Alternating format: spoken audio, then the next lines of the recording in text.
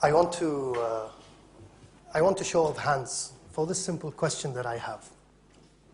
Who had breakfast today? Okay, including myself. Who slept? Who has not slept well today? So we cancel the lecture? Third, final, simple question. Show of hands of who never sinned?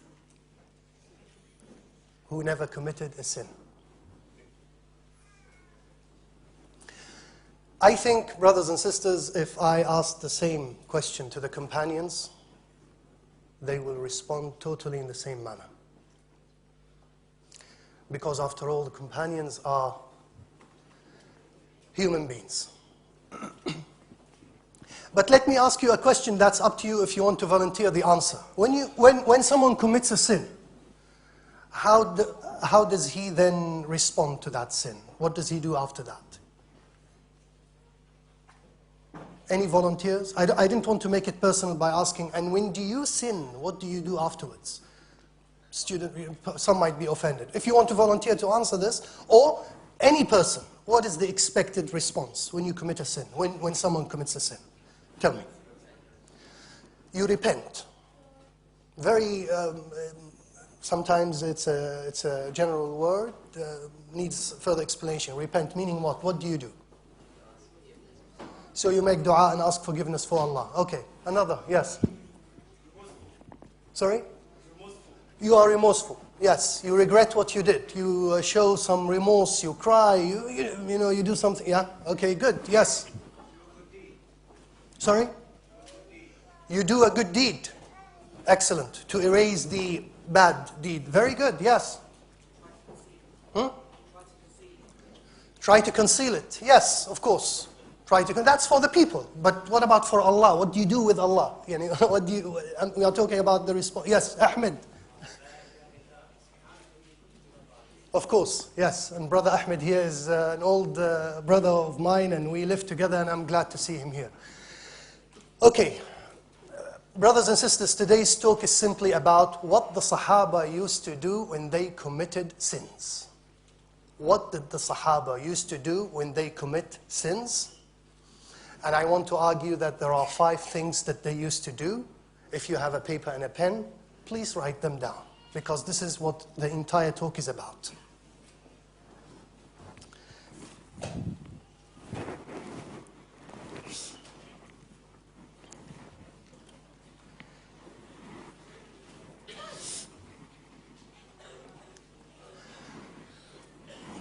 The first thing that the companions used to do when they commit a sin is to be remorseful, yes, and to regret what they did, yes, but never despair or lose hope that when they ask Allah for forgiveness, Allah will forgive them. And this is very important. Now, I don't mean when they commit 1 sin or 2 sins, even if they committed 2,000 sins. Even if they committed kabira, soon after that, their hope never declines. Like shares in an economic crisis, their hope never decreases or declines despite the big sin that they committed. So committing the sin says a lot that is bad about them, but says nothing about the mercy of Allah. And this is a distinction that you need to make. A companion came to the Prophet, and that companion is not famous to a lot of us. Abu Tawil, his name is Abu Tawil. Tawweel. Came to the Prophet ﷺ and said, Ya Rasulullah, put it very plainly. Says, Ya Rasulullah, there is not a single sin that I have not committed. There is not a single sin that I have not committed. Rasul ﷺ responds to him by saying, أَأَسْلَمْتَ? Are you a Muslim? He said, أَمَّا أَنَا? For me, Ya Rasulullah, Ashhadu an la ilaha illallah. And ashhadu annaka Rasulullah. Yes, I am indeed a Muslim. Rasul says, then taf'al al-khayrat, then you do good deeds. وَتَتْرُكِ السَّيِّئَاتِ, and you leave the bad deeds and all what you committed.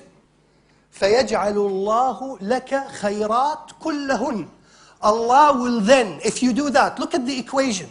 You do good deeds, you leave the bad deeds, and all the bad deeds that you dramatized to have done, Allah will convert them to good deeds. They will take them from this balance that made them so heavy, and actually add them to the other side of the balance, which will make them even more heavier. The Sahabi is shocked and cannot believe it, and the companions are listening, and you need to understand, always when there is a story, it's happening with an audience of companions that then take the hadith, internalize it, and becomes part of their habit and understanding. So the companion is shocked, Abu Tawil is shocked, and he says, Ya Rasulullah, وَغَدَرَاتِ وَفَجَرَاتِ.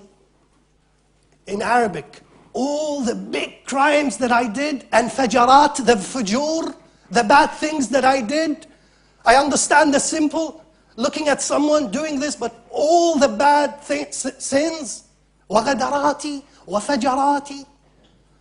Rasulullah says, nothing but na'am, indeed, yes. The companions tell us that Abu Tawil makes takbir and goes making takbir until he disappears. It's like Eid for him. It's like Eid for him. Allahu Akbar, Allahu Akbar, Allahu Akbar. And the companions are watching and are listening.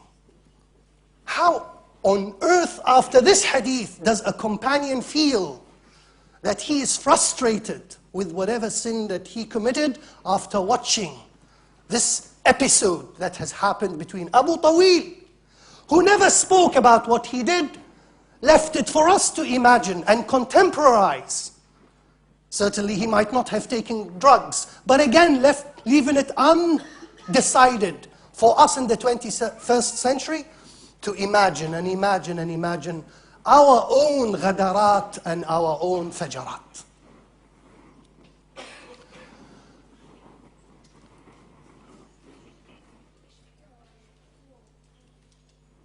Fir'aun didn't just say, I am God.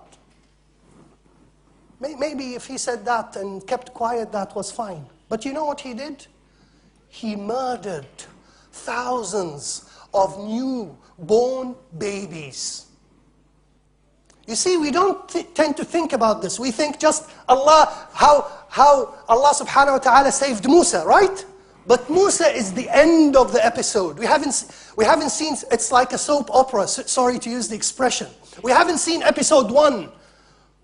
When someone called Binyamin was killed, when someone called Dawood was killed, when a baby called Salih was killed, we just saw the saving of Musa. Now imagine, if you want to dramatize, each murder that Fir'aun committed, a newborn baby that committed no sin except that he's a male baby, because of a dream that he saw.